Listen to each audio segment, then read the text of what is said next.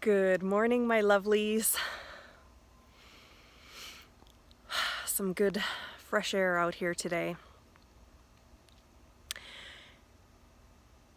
was just thinking about the idea that we have to think about what we are thinking about. This is so important because our thoughts are where our behaviors and attitudes start. So if I have a certain belief about something, let's say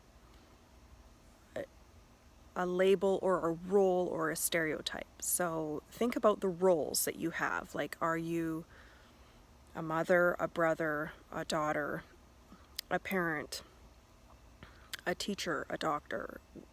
Any sort of role or label or stereotype. If you come from a certain culture, there are certain expectations that come with that. And when we believe, that means we need to look a certain way, behave a certain way in order to fill that role properly, then sometimes our motives or our behaviors or our attitudes will come from the belief that that is what that type of person should or shouldn't do. So a good mother always puts her children first. I don't know that that is necessarily healthy, because then the mother will start becoming resentful. And so, yes, we want to make sure our children are fed and clothed and bathed and have their needs met. And just like us in the airplane, we need to put our mask on before we help assist our children. Same thing, we need to have our needs met first.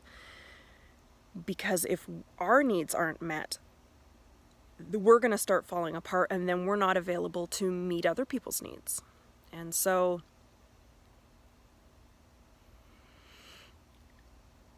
when we think about our thoughts and our patterns of thinking and our beliefs, where they've come from, if this is something I believe because I've learned this from my experience, or is this something that I've been told? Sometimes we are told specific things from parents, teachers, coaches, and we are told that you can't do something or you're not supposed to do something. And if there's a lot of should or shouldn't do this or think that or be this or look that, that will affect how we move forward in life. And because our thoughts release chemicals in our brain, when our mind thinks a thought, a chemical's released in our brain into our body. So in order for me to feel anxious, I have to think an anxious thought before I start feeling anxious. And a lot of us weren't taught that and are not aware of that. And we think that we don't have any control over what we think or how we feel. And yet, when we slow down and dissect that, we realize that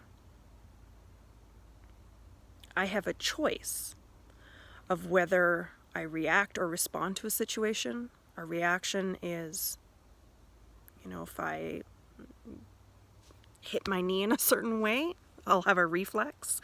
And a reaction is much the same way, in that it's not thought out. It's an instant reaction to what has been said or done. An instinct. If you're in a life and death situation, you don't have time to think it out. And so in life and death, a reaction is a good thing. To be able to move your hand away from a burning hot stove, or to have a good reaction. If you're driving your car and something jumps out, it's good that you slam on the brakes without thinking about it. But when it comes to personal development, and it comes to having a healthy internal dialogue in my own mind, a response might be a better thing. A response of, where did I get this idea from? Is this something that has been passed down to me from the generations before? Is this part of my soul? And so let's talk about what soul is. I don't know what your definition is, but my definition is that that's my mind, my will, and my emotions. It's my personality. It's my thoughts, my ideas, my assumptions, my judgments, anything that's happening in my mind. Those, and then emotions are the feelings that come. Like, I can feel sad and not react to it, not have any action attached to it. Feelings become emotions when I have expressed, or even just admitted to myself, oh, I'm feeling sad, or oh, I'm really feeling irritated about that, and I'm mad, I'm angry about that. And so lots of times we like to split hairs on the words we use. Anxiety is fear. Irritation is anger. They're derivatives. And so when we get really clear inside our own selves about our feelings, then they can become emotions. Emote them. There's emotion in there, so that tells you there's an action taken. There's healthy ways to express our emotions, and there's unhealthy ways. I'm still learning the difference between anger and violence. That you can actually express your anger in a way that doesn't hurt other people. There's healthy anger expression. You can journal. You can then shred or rip or burn what you journal.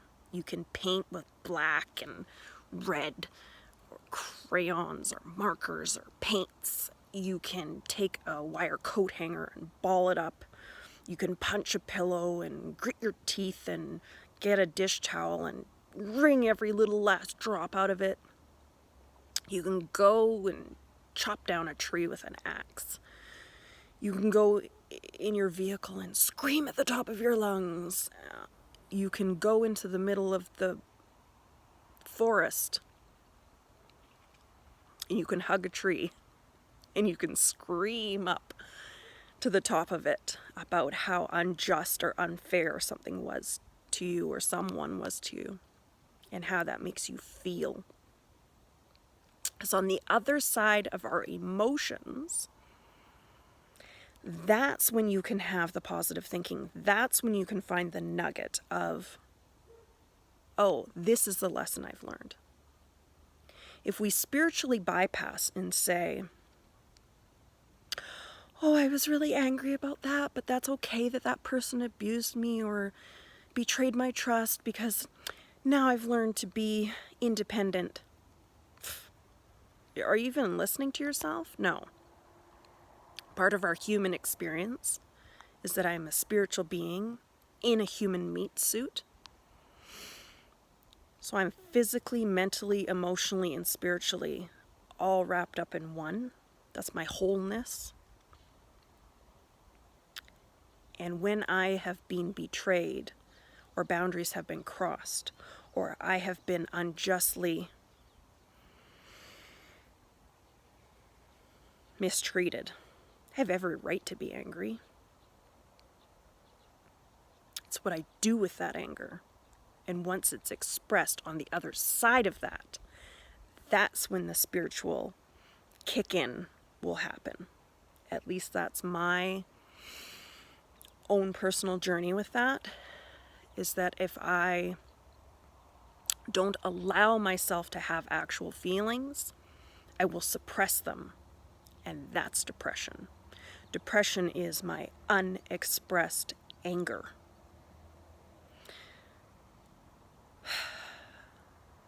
So what we think matters, and I encourage you to journal, write down, notice the patterns, notice the tone. Is it the angel or the devil I'm listening to? The angel is encouraging and there's hope. And I might have conviction about my behavior, about how to change that. But there's hope with it.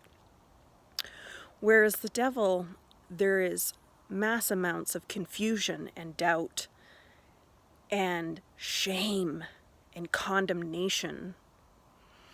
Like there's no way out. I prefer to listen to the angel. I prefer to have hope on the other side of my human experiences. I hope you have a beautiful, blessed day.